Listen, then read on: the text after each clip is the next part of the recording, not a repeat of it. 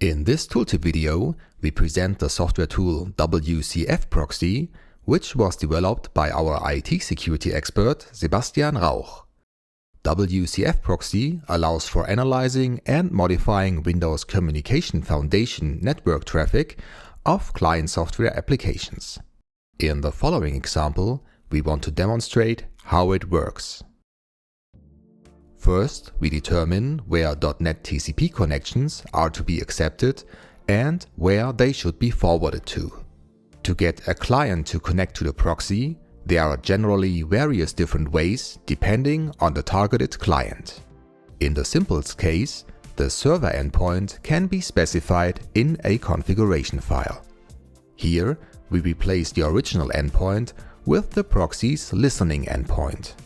Since WCF servers in the default configuration verify the endpoint name transmitted in SOAP envelopes, it is usually necessary to register the original endpoint in the retarget configuration. Wcfproxy then corrects the endpoint name in the WCF messages accordingly. As the WCF service in this example uses Windows authentication, corresponding Windows credentials also have to be configured.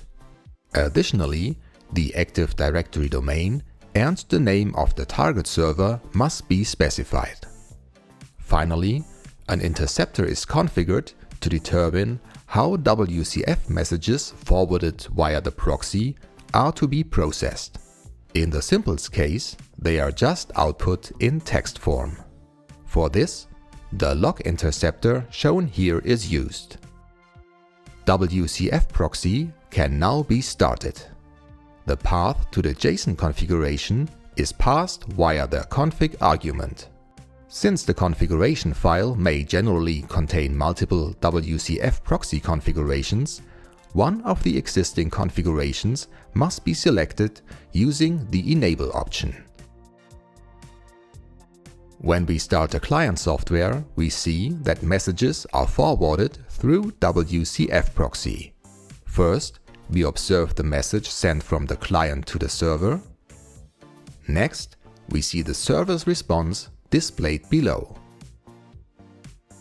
The log interceptor only allows passive observation of WCF messages. In order to manipulate messages, the HTTP interceptor can be used.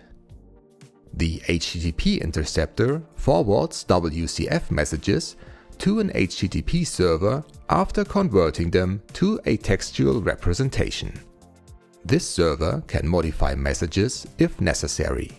Additionally, an HTTP proxy may be used, which can also modify messages. In this case, the built-in HTTP echo server from Wcfproxy is combined with Burp Suite acting as an HTTP proxy.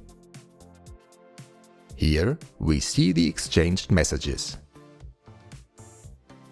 First, the request sent from the client to the server, followed by the server's response. In order to manipulate messages, we can use Burp Suite's interception functionality.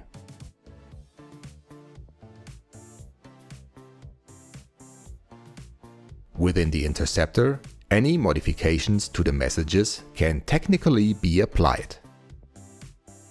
However, the message structure must remain intact to ensure correct subsequent processing.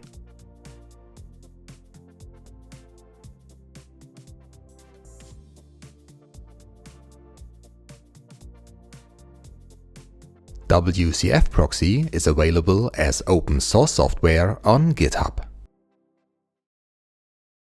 You want us to hack you?